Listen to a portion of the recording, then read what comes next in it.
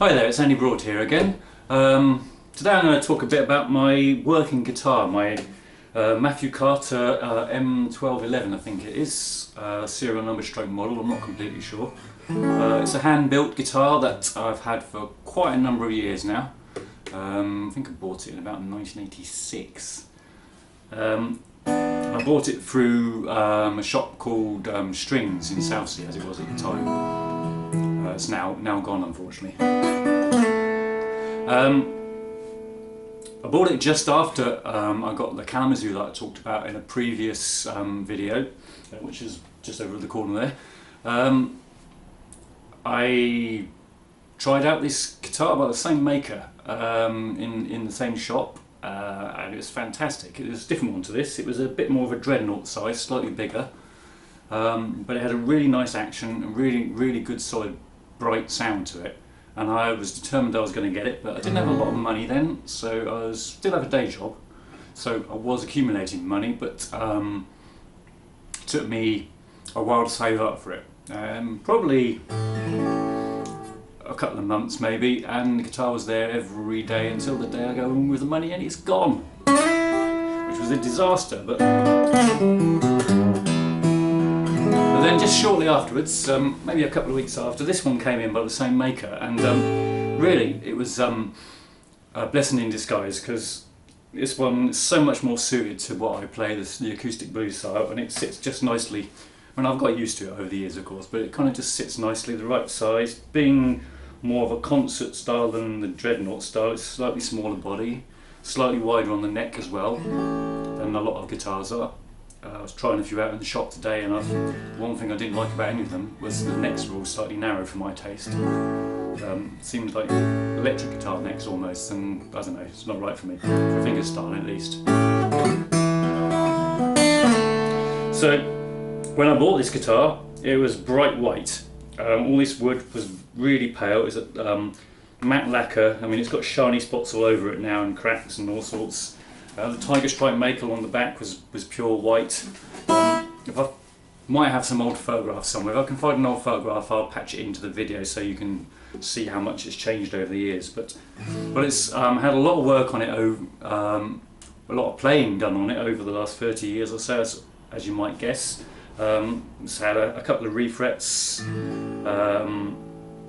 I changed, originally I had little wooden pegs in here, and I changed those to these brass ones with the string slots through, because they're quite easy to change much faster.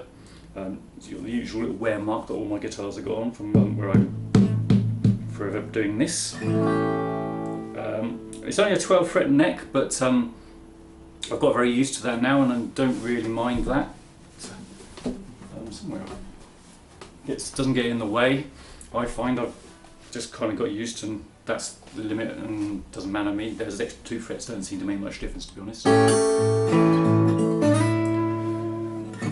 But normally I use standard Ernie Ball Earthwoods 11s, but today I've experimented a bit, which is the other reason for making this video. Because I had a pile of Super Slinkies lying on the floor, which I hadn't used. I use them on my semi-acoustic, but I don't change the strings on that so often. So I thought I'd just give it a go with the electric strings and just see how it feels. I've done this before a long while back, and I know that I didn't stick with it. So I'm probably not going to like it in the longer term, but I just changed them now, so they're quite new, still quite bright.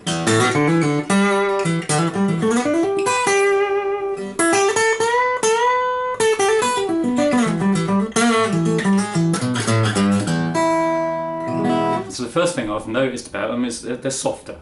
I mean, they're normally the same sort of gauge, but I suppose being the different metal, the tension is a bit lighter, and so it is a bit more easy to do those kind of bends, which would normally be a bit tighter. That string's slightly lighter, I guess, than the equivalent Earthwood ones, even though they're 11s, normally 11s, so normally the same gauge. I've changed over the playing round 18 for a wound 23, I think it is, which balances quite nicely with the set, and because plain string on acoustic doesn't feel right, and that kind of works quite well. So I've got a spare 18p which I might give back to Barry in the guitar shop. Kind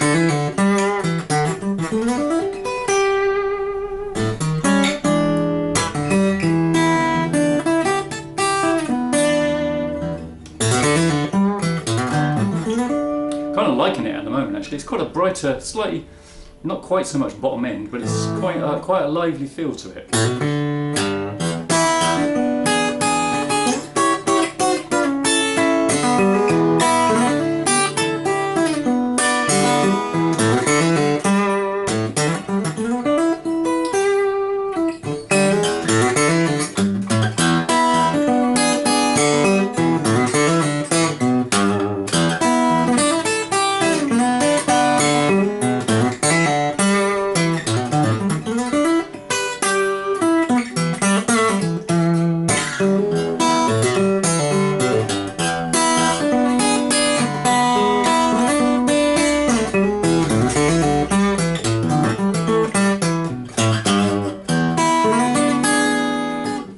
So I've used different strings over the years actually. I used to use a set of Martin lights, maybe it was, with then I used to up the top gauge, or it might be extra lights, up to 12 or 13 for slide guitar playing. I found that tended to pull the neck forward a little bit, and it hasn't got an adjustable truss word on this guitar, so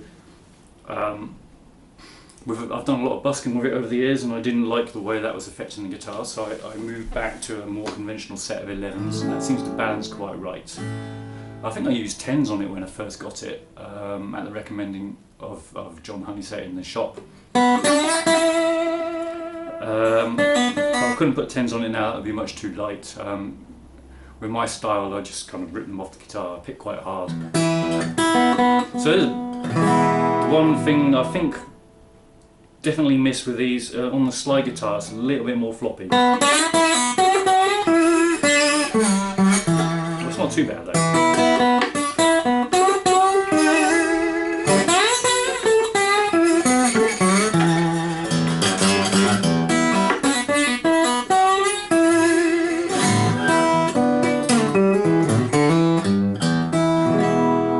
As I say, the guitar's made by a guy called Mathew Carter. He used to live down Brighton way when I bought the guitar, but I now think he's based in London.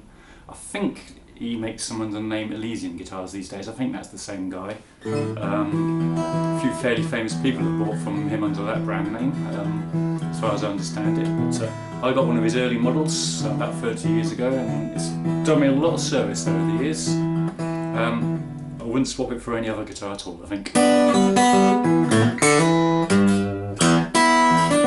I'm just going to play out now, just noodle around with some blues and stuff. Hope you've enjoyed this video. Do check out my other ones on the blog and my general performance videos. Do the subscribe thing. Catch you again sometime.